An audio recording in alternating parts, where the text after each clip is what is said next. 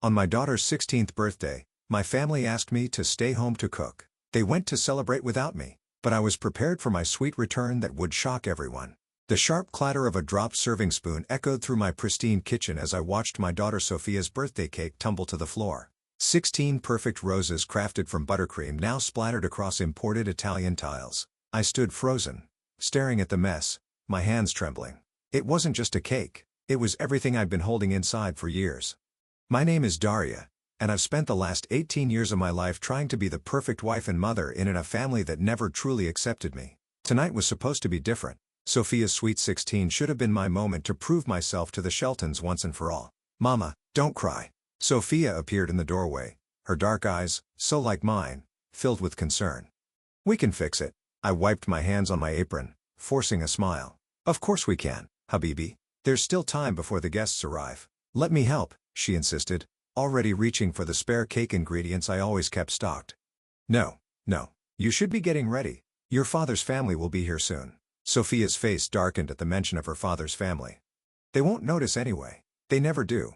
The truth in her words stung. I turned away, busying myself with cleaning up the mess. Through the kitchen window, I could see the elaborate tent set up in our backyard, white lights twinkling like stars. Everything had to be perfect. That's what Robert always said. Mrs. Shelton, our housekeeper, Anna, appeared in the doorway. Mr. Robert is on the phone. He wants to know if everything is ready for his sister Paula's arrival. Of course he did. Paula, with her society connections and subtle sneers at my Moroccan heritage, always came first. Tell him yes, I replied, already cracking eggs for a new cake. Everything will be perfect. The next few hours passed in a blur of cooking and organizing. I'd prepared all of Sophia's favorites, with honey and almonds, herb-crusted lamb, and a selection of Mediterranean desserts that would make any chef proud. Not that Robert's family would appreciate the cultural touches. Daria, Robert's voice boomed through the house. Paula and Morgan are here. I quickly smoothed my hair and straightened my dress before heading to the foyer. Paula stood there in her designer outfit, air-kissing Robert's cheeks while Morgan hovered nearby, both of them pointedly ignoring the aromas wafting from my kitchen. The tent looks lovely, Paula commented, speaking to Robert as if I weren't there, though I would have used the caterer I recommended. Daria insisted on cooking herself, Robert replied, his tone making it clear he agreed with his sister. I felt my cheeks burn, but kept my smile fixed in place. The food is ready whenever you'd like to begin. Where's the birthday girl? Morgan chirped, her voice syrupy sweet. As if on cue, Sophia descended the stairs, stunning in her new dress. My heart swelled with pride and then immediately deflated as Paula rushed forward. Oh, darling, you look just like a Shelton. She embraced Sophia, shooting me a triumphant look over my daughter's shoulder. The evening proceeded exactly as expected. I served course after course while Robert's family held court at the main table, barely acknowledging my presence. Sophia tried several times to include me in conversations, but Paula's loud interruptions and Morgan's strategic topic changes effectively kept me in my place on the periphery. It wasn't until the guests began leaving that I found the note tucked beneath my apron on the kitchen counter. Sophia's familiar handwriting made my heart catch. Mama, I saw you tonight. Really saw you. The way they treat you, the way Papa lets them, it's not right. You're so much more than they know. Remember how you used to tell me stories about your restaurant dreams back in Casablanca? How you wanted to share our culture through food? I miss that fire in your eyes. Please don't let them extinguish it completely. You deserve better than being their silent chef. I love you.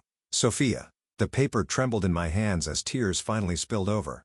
Through the window, I could see Robert laughing with Paula and Morgan by their cars, probably sharing another joke at my expense. Sophia stood apart from them, her eyes fixed on the kitchen window where she knew I'd be watching. She raised her hand in a small wave, and in that gesture, I saw everything I'd been trying to protect her from. By staying quiet, by accepting my role as the family's convenient cook and silent wife, I'd taught my daughter that it was okay to be diminished. The note crumpled in my fist as something inside me shifted.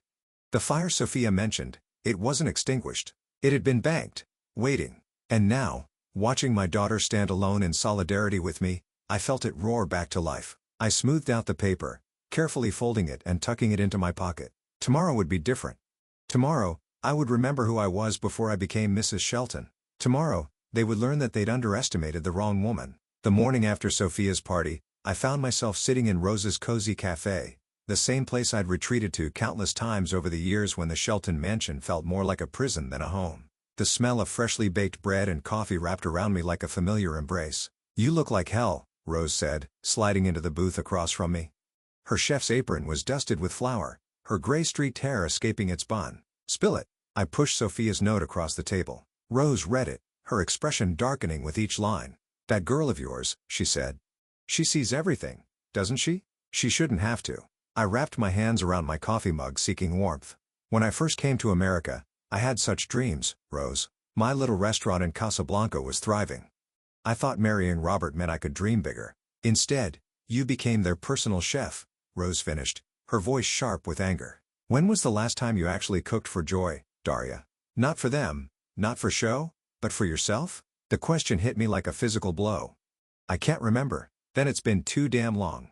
Rose leaned forward, her eyes intense. "Remember when you first started working here before Robert? You had plans for a fusion restaurant, Moroccan meets modern American. Your test dishes had people lining up around the block. That was different. I was different." "Bullshit." Rose's palm slapped the table, making our coffee cups rattle. "You're still that same woman. You're just buried under years of Paula's condescension and Robert's indifference." A young couple at the next table glanced our way, but Rose ignored them. "You know who called me this morning?" she continued. "Brock Duncan. Remember him? That cocky kid you mentored in culinary school?" I nodded. Brock had been talented but directionless until I'd taken him under my wing. "He's looking to invest in a new restaurant.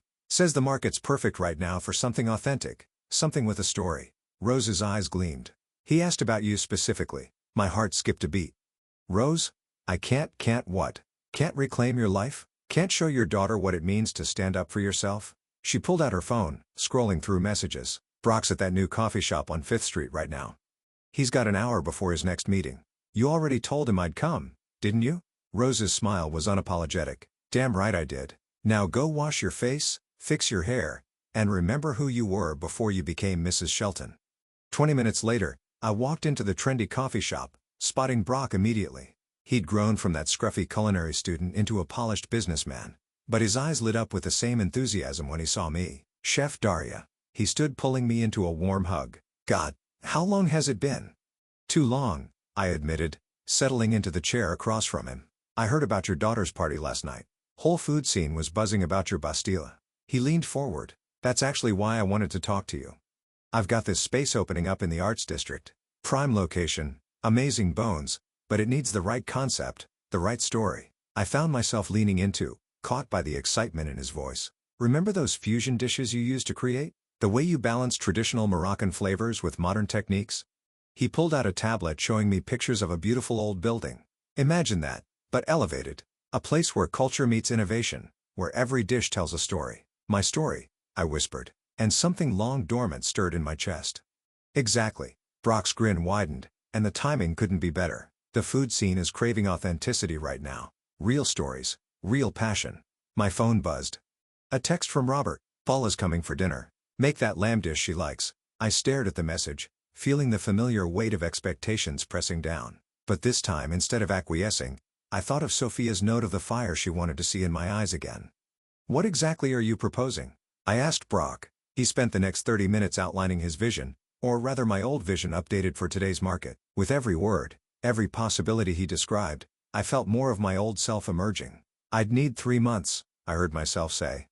"To develop the menu, train staff, get everything perfect." Brock's eyebrows shot up. "Is that a yes? It's a maybe?" I stood straightening my shoulders. "Send me the business proposal, all of it. Finances, timeline, everything. I need to know exactly what I'm getting into." He scrambled to his feet. "You'll have it tonight." Walking back to my car, I felt lighter than I had in years. My phone buzzed again. Another text from Robert asking about dinner. This time I smiled as I typed my response. "Making something new tonight. Time for a change." The fire Sophia mentioned? It wasn't just flickering anymore. It was blazing. "What do you mean you're opening a restaurant?" Robert's voice cut through our bedroom as I packed my overnight bag. "We already discussed this years ago. The Shelton name can't be associated with." He waved his hand dismissively. "Street food." I continued folding my clothes, each movement deliberate and calm. "It's not street food, Robert. It's fine dining with cultural influences, and I'm not using the Shelton name." That made him pause. "Excuse me, the restaurant will be called Casablanca Nights under my name, Daria Umrani." The sound of my maiden name seemed to physically pain him. "Have you lost your mind? What about your responsibilities here? Who's going to handle the dinner parties, the social events? You can hire a caterer like Paula always wanted." I zipped up my bag. "I'm taking 3 months to develop the menu and train staff. I'll stay at the guest house near the restaurant site. 3 months? Robert's face reddened. You can't just leave. Watch me. The door creaked open, and Sophia stood there, school bag still over her shoulder. Her eyes darted between us, understanding dawning on her face. You're really doing it? She asked, a smile breaking across her features. You're opening your own place? Sophia, go to your room, Robert ordered. This doesn't concern you. Actually, it does, I said, meeting my daughter's gaze. Because part of the restaurant's mission will be providing culinary scholarships for young women from immigrant families. The Sophia Initiative. My daughter's eyes welled with tears as Robert scoffed.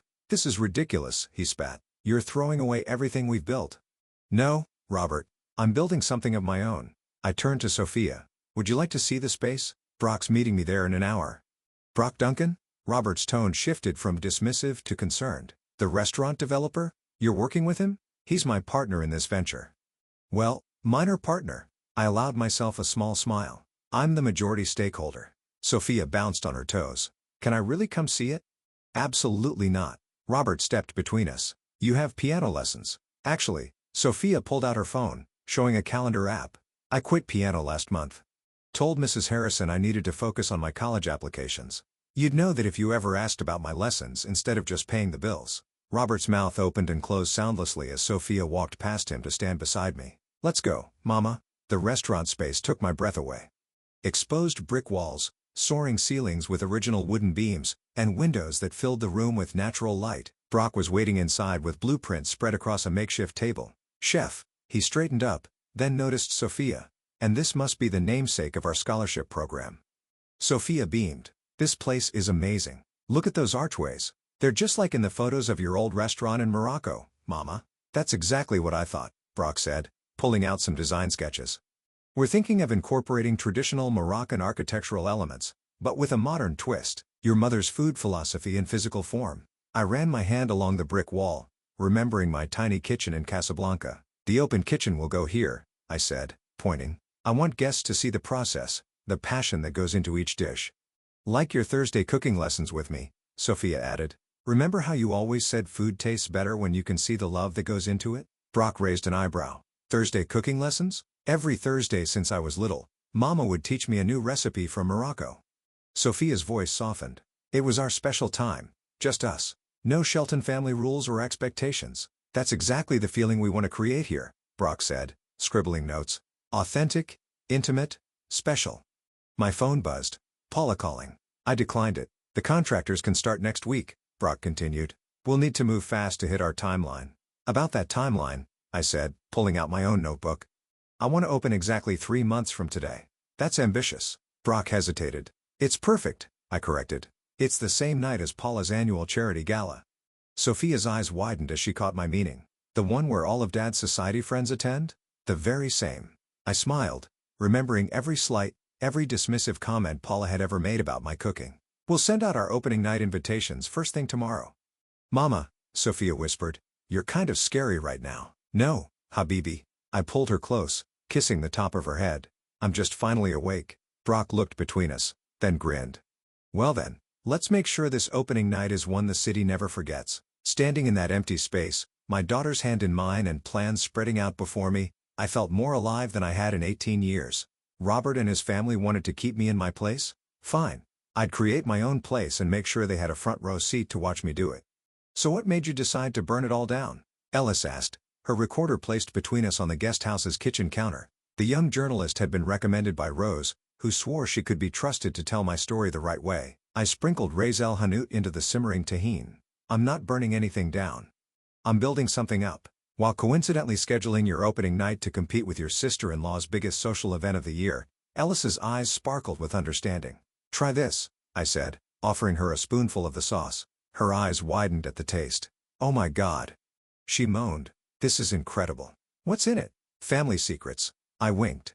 Speaking of secrets, I slid my phone across the counter, showing her the text I'd received that morning from Morgan. Ellis read aloud, heard about your little project. Hope you're not expecting any coverage. Paula's already arranged exclusives with all the major food critics for her gala. Wow. They're playing dirty. They always do. I adjusted the heat under the tagine. But they forget. I've been watching them play for 18 years. The door burst open, and Sophia rushed in, clutching her laptop. Mama, you need to see this. She pulled up a social media post from Morgan, a photo of Paula meeting with James Porter, the city's most influential restaurant critic, with the caption, "Planning something special for the annual gala. Foodie heaven, exclusive access." "They're trying to lock down all the media coverage," Sophia fumed. "It's not fair." Ellis leaned forward suddenly very interested. "May I?" She gestured to Sophia's laptop. After a few clicks, she smiled. James Porter, fun fact. He was my mentor at culinary school before I switched to journalism. He's always had a weakness for authentic cultural cuisine and interesting stories. I met her gaze. "How interesting."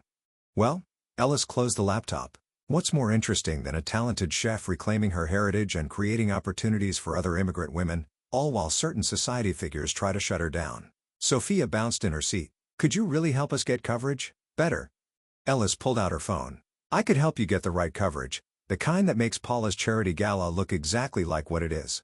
Rich people patting themselves on the back while trying to suppress actual cultural innovation." A knock at the door interrupted us. Rose entered looking troubled. "We've got a problem. Morgan was just at the cafe meeting with some of your potential suppliers. She's trying to convince them to back out of their contracts with you." My hands stilled over the tagine. "Can she do that?" "She's offering them exclusive contracts with all of Paula's charity events. Year-round business versus just your restaurant." Rose's face hardened. "Some of them are considering it. Then we'll find new suppliers," I said, but my voice wavered. "No." Sophia stood up, determination blazing in her eyes. "We'll do better than that. Ellis, can you come with me? I have an idea." They disappeared for hours. When they returned, Sophia was practically glowing.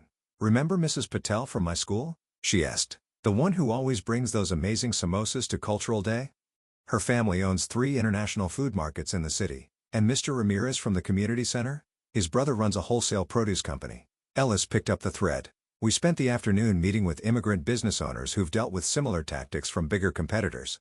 They're not just willing to supply Casablanca nights, they want to be part of the story." "What story?" I asked. "The story of how a group of immigrant entrepreneurs came together to support one of their own against." Ellis checked her notes with a grin.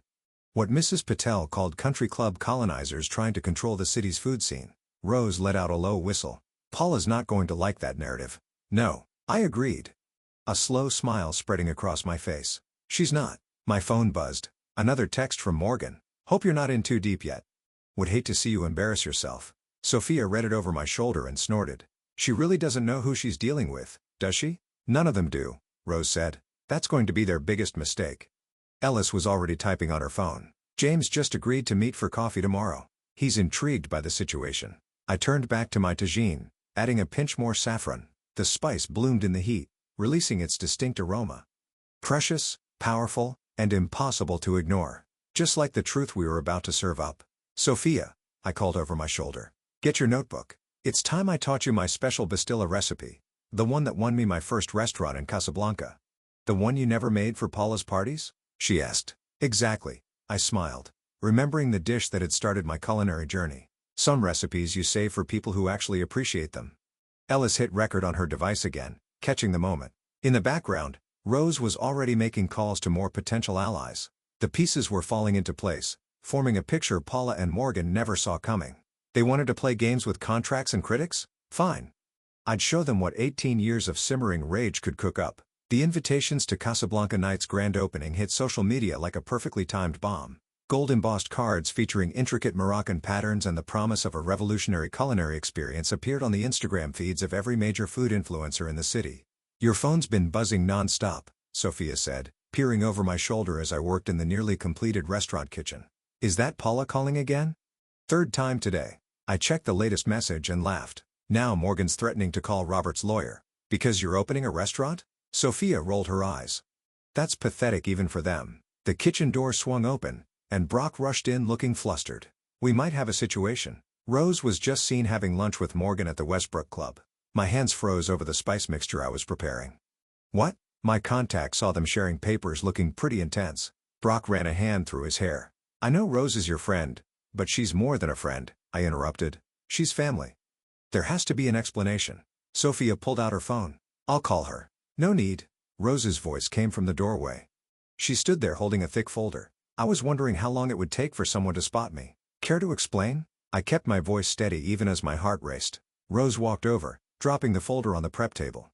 "Morgan approached me last week, offering to buy information about your menu, your suppliers, everything. She opened the folder, revealing dozens of documents. So I gave her exactly what she wanted. I flipped through the papers, supplier contracts, menu items, staff schedules, all of them fake. She thinks you're planning a basic Mediterranean bistro, Rose continued, a wicked gleam in her eye, complete with frozen phyllo dough and pre-made hummus.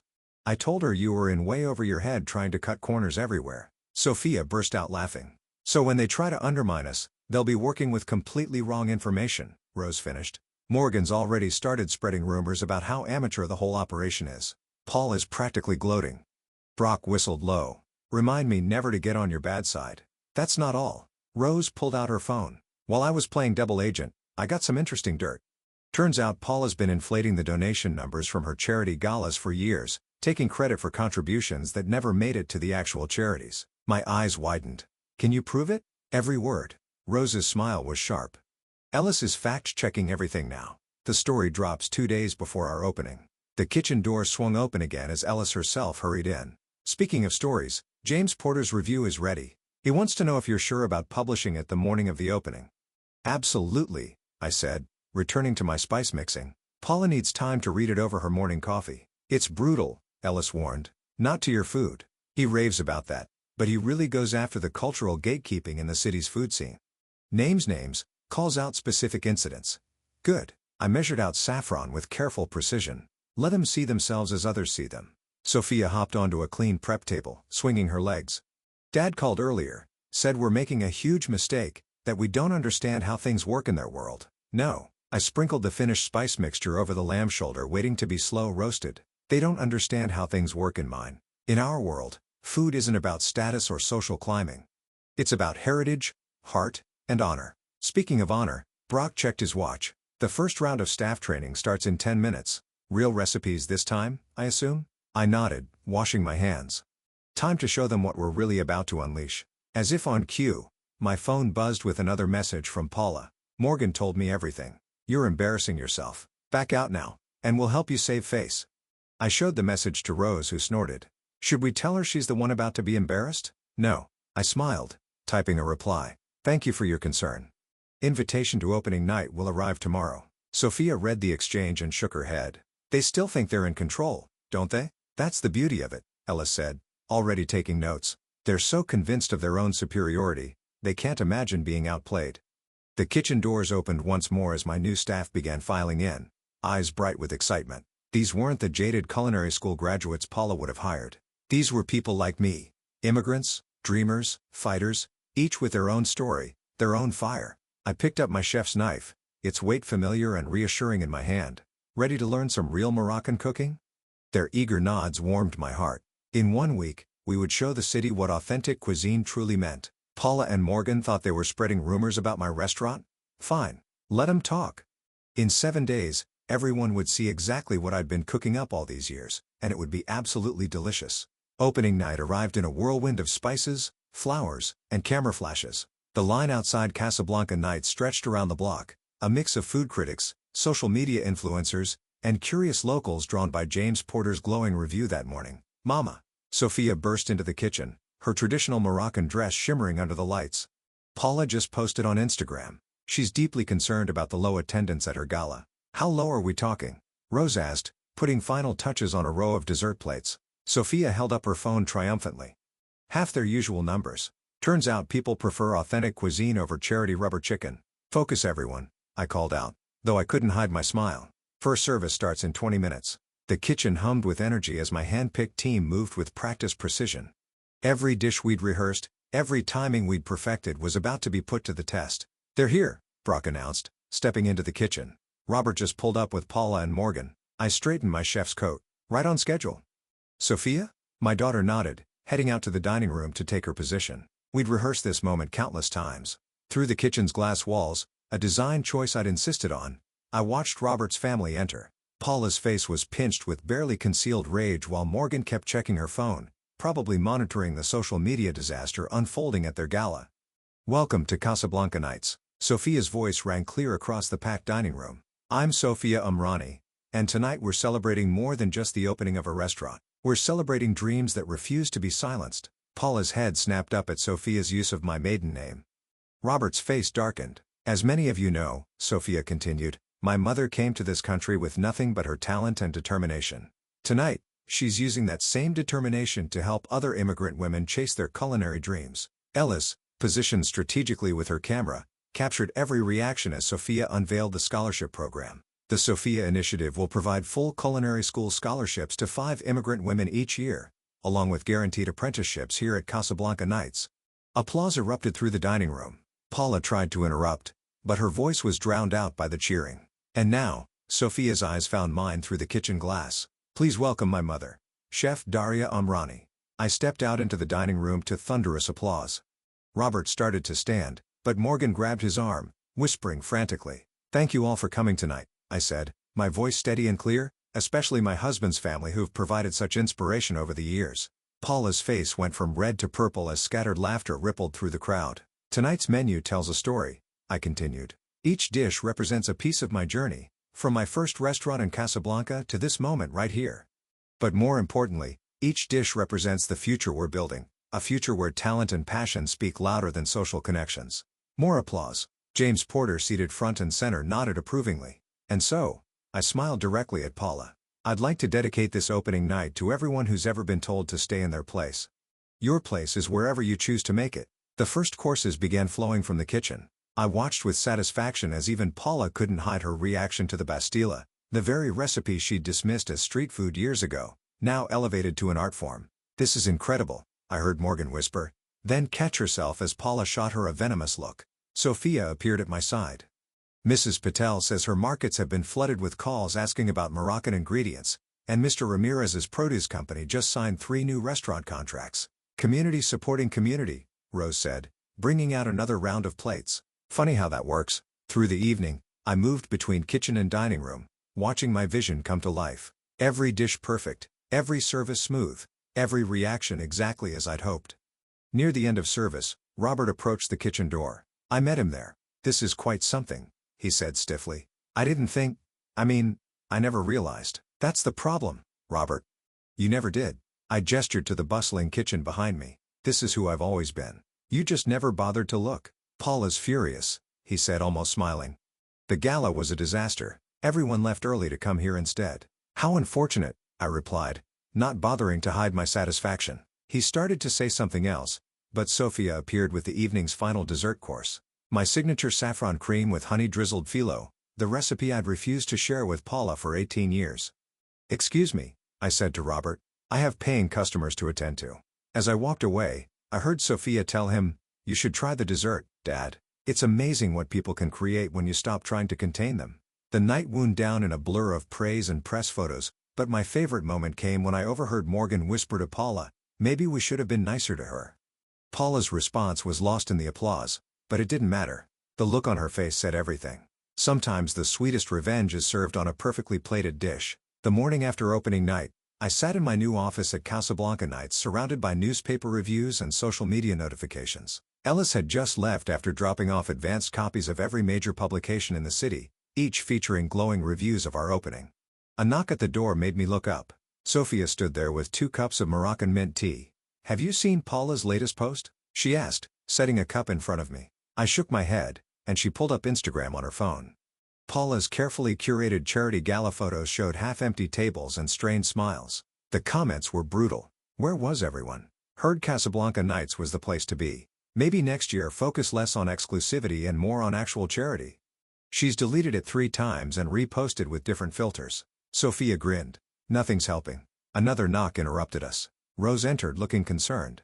We need to talk about Robert. My stomach tightened. What about him? He's outside. Says he won't leave until you hear him out.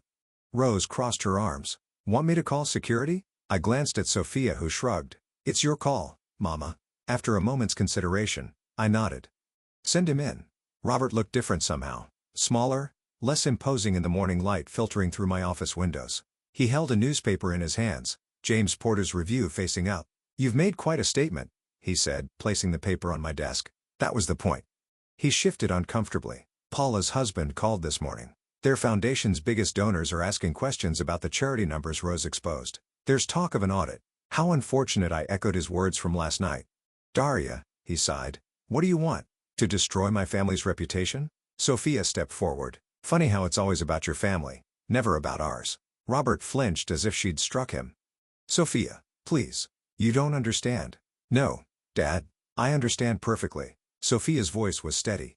I watched for years as you let your family treat Mama like she was beneath them, like her culture, her talent, her dreams didn't matter. And you know what's worse? I started to believe it too. That's not true, Robert protested.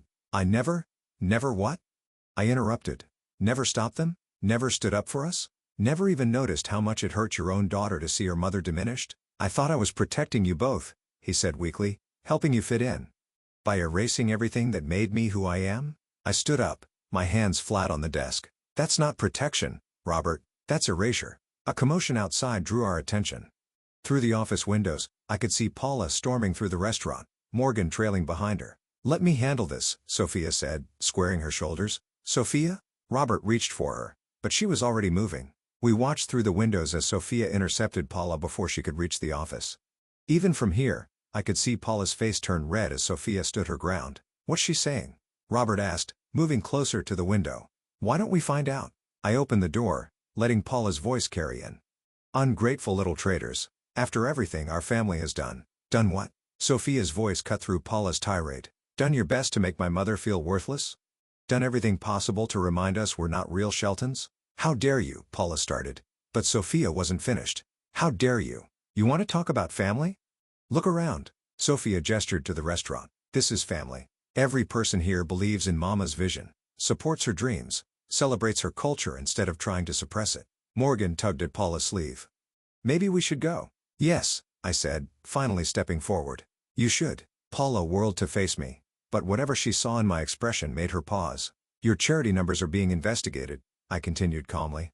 Your social standing is in shambles. And the worst part, it's all your own doing. I just had to step aside and let everyone see who you really are. This isn't over, Paula hissed, but her voice wavered. Actually, it is. Robert's voice surprised us all. He moved to stand beside Sophia. Enough, Paula. You've done enough damage. Paula's mouth fell open. Even Morgan looked shocked. But she's ruining everything, Paula sputtered.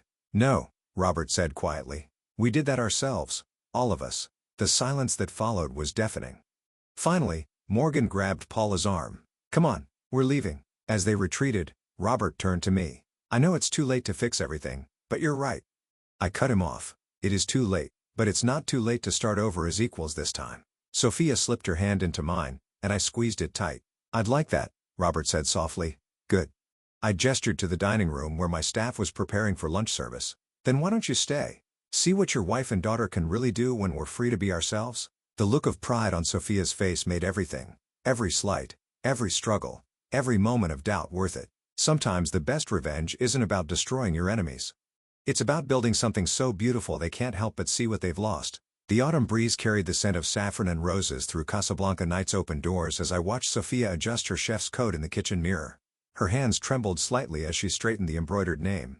Sophia Umrani, sous chef. Ready? I asked, though I already knew the answer. She'd been ready for this moment since she was 16. Almost? She pulled an envelope from her pocket. Remember this?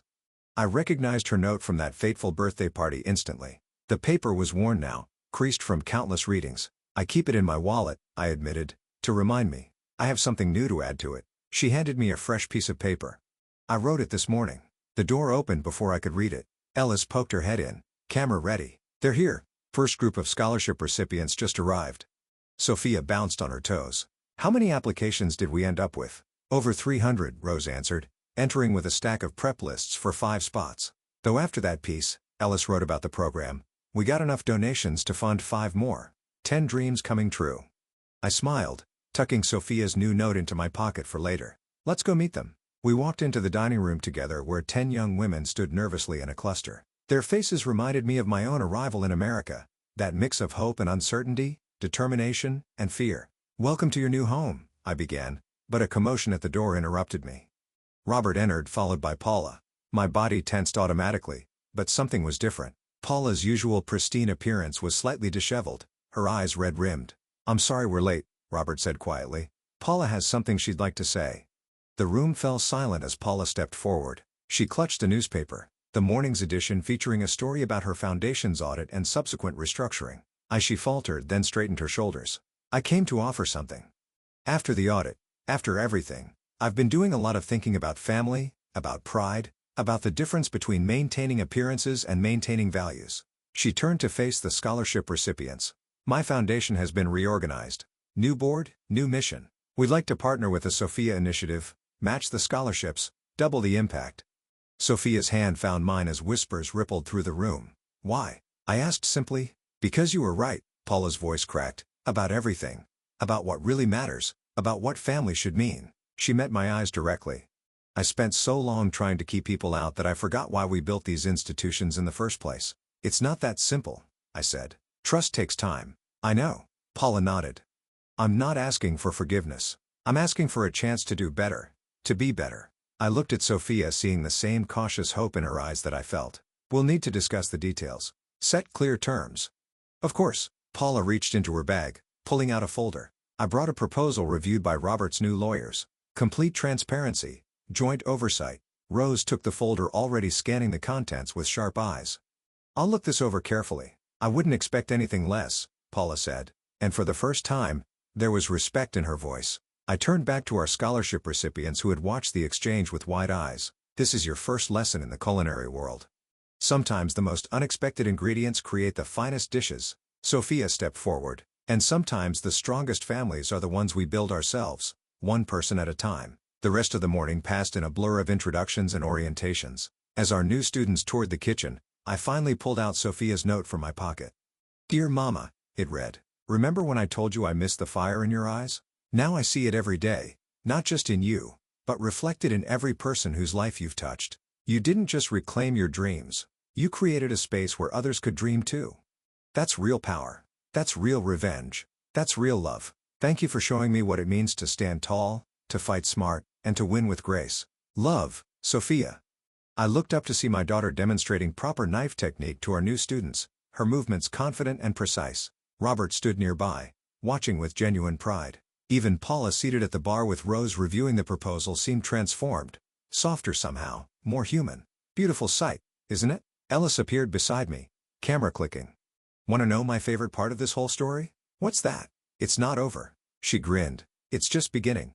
She was right. This wasn't an ending. It was a transformation of family, of power, of purpose. The revenge I'd sought had evolved into something far more satisfying. Creation instead of destruction. Inclusion instead of exclusion. Strength through unity rather than division. I tucked Sophia's note back into my pocket and headed toward the kitchen. There were lessons to teach, dreams to nurture, and a new kind of family to build. And this time, everyone was welcome at the table.